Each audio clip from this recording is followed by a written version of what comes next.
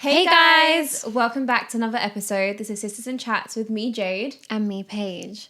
Right, so today's episode, revenge on your ex. Revenge on your ex, guys. What do you even take from that concept? I feel like it's a whole thing. Yeah, I think it's kind of, well, from what I take from it initially is one-upping on whatever that person has done to you. Yeah. Like 110%. Basically winning the game in the end. Yeah. And it can get really crazy.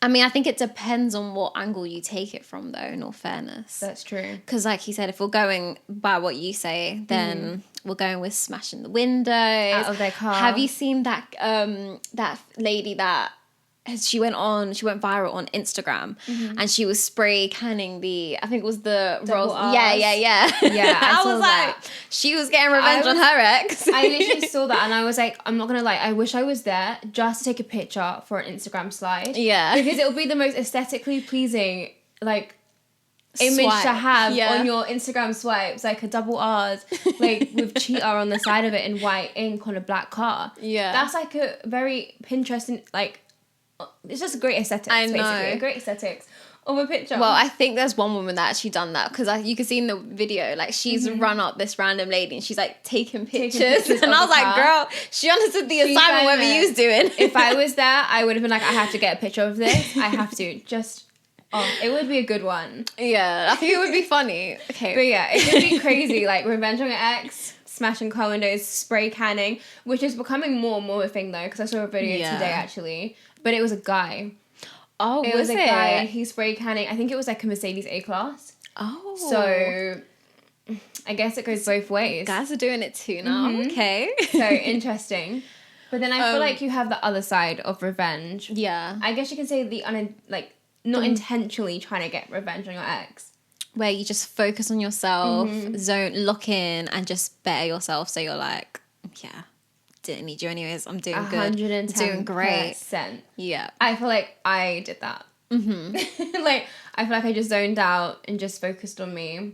Yeah. And that's that. But it was never like, oh, yeah, revenge on my ex. Like, I'm doing this for him. Like, or on him, or to get him back, or whatever you might want to put it as. Maybe you took that as like what they done and used it as motivation to just like, yeah. But then I guess in the process of you doing that, you forgot about the reason.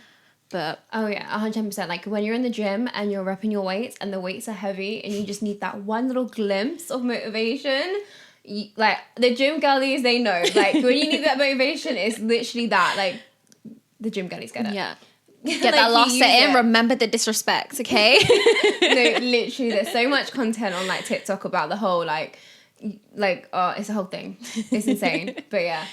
Yeah, me personally, I'm more of the bearing yourself because I don't know, I wouldn't want to like smash up someone's window or whatnot because then I don't know, I'll be like, oh my gosh, like what if they report you? Yeah, what if you had a video of me doing it? Okay, And then like I don't what know. happens next? Do I get a phone call from the police and then you come and arrest me? Or the knock on the door. I'm like, who's she? Oh, I don't know. But no, I'm just more focused on myself, focus on me, because I think in the long run that will benefit me anyways. Yeah. And yeah, like why would you not want to be a better version of yourself for yourself? Yeah, 110%. And also I feel like I wouldn't ever, as much as like smashing someone's like car up would be so, it would be a great release for like anger and things like that. I feel like I'm a very classy person. Yeah. So I feel like I like to keep it that way. And for me, personally, smashing up windows is not something that you would do. Yeah. But It's okay. listen, girl, if you need to smash his windows up or spray can his car or burn his clothes or his shoes, then you do what you've got to do. But guys, there are rage rooms as well. Don't forget that as well. Okay? Yeah, but I'm not gonna lie, all these rage rooms are not in the UK. I Or know, are right? They? Or they just hidden in the UK. Maybe like, in London, I mean. Yeah, like, 'cause they're I not. tried to find They're not a one. drive. It's not like a 20-30 minute drive. Yeah, no, It it's not seems to be local. out. Yeah, it's not local. So if you got to do what you got to do, girl, do what you got to do. If that's your thing. No comment. Okay, guys, we're going to round it up with some advice now. So let's get a scenario. Okay. So, how do I leave my boyfriend? I do not want to be with my boyfriend anymore at all. He's been cheating on me on and off since we got together for 3 years. I don't have the energy for this anymore. He constantly denies it and says it's all in my head. And when I try to leave him, he makes it extremely difficult and he starts begging, crying, and creating a big scene until I change my mind. When I try to leave, over the phone, he harasses me and sends me flowers. Not harassing, but And yeah. the flowers, them damn flowers. That's the time they always seem to come out or get delivered to the front door. And he constantly is emailing me after I block his number. Emailing? I know. Damn, I've never had that. Yeah, nor have I. Not that I want to. I do not want to be with him. I feel trapped and I don't know what to do. It's his 30th next week and he keeps pressuring me not to leave him alone for his birthday as he doesn't have any friends. I have panic attacks daily because I feel emotionally manipulated by him and he's done it for 3 years. I just want to be free. He's been doing this for 3 years? 3 years. Right, first of all, I thought he was going to tell me he's in his young 20s.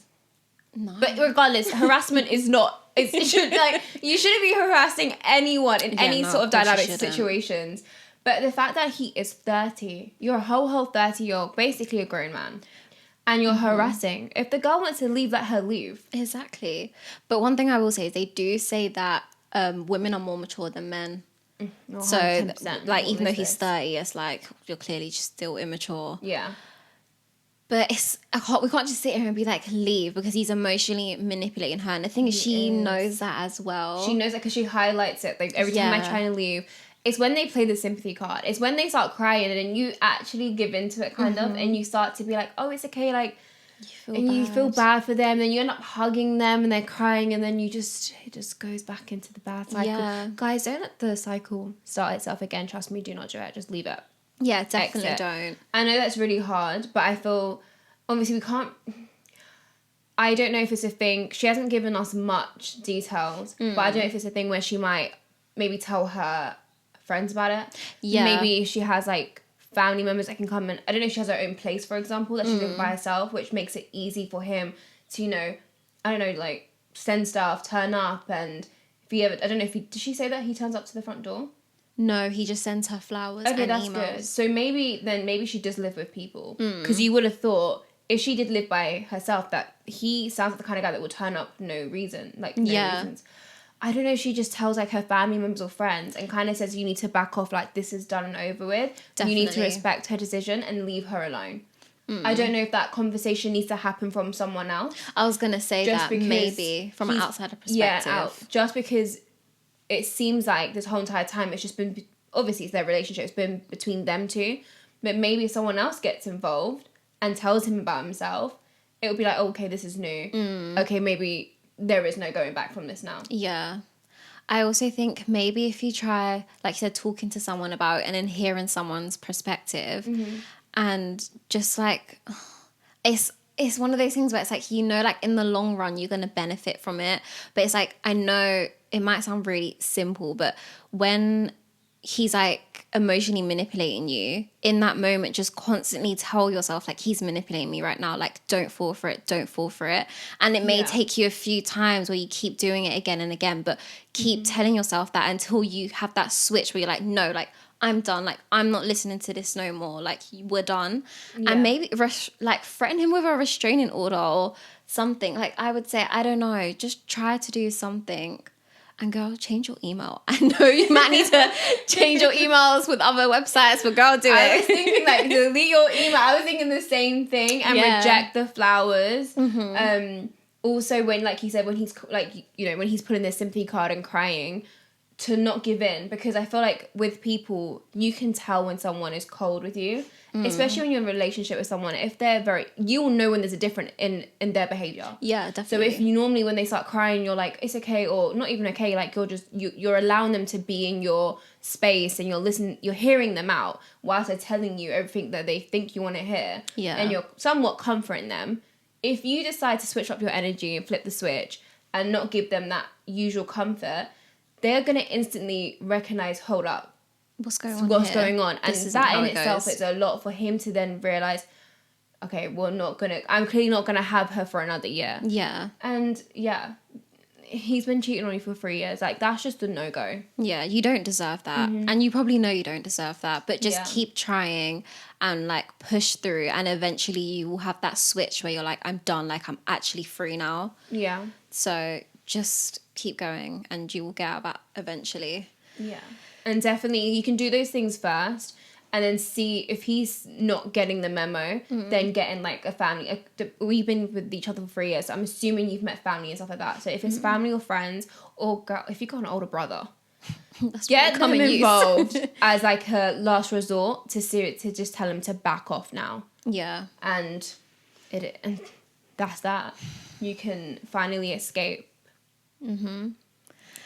Gosh, well, that was a heavy one. Right, guys. Yeah. Well, thanks for tuning in for another episode. Please like, comment, share, and subscribe to our channel. And for our audio listeners, can you please give us a follow and leave us a review? Until next week, thanks guys. Bye. Bye.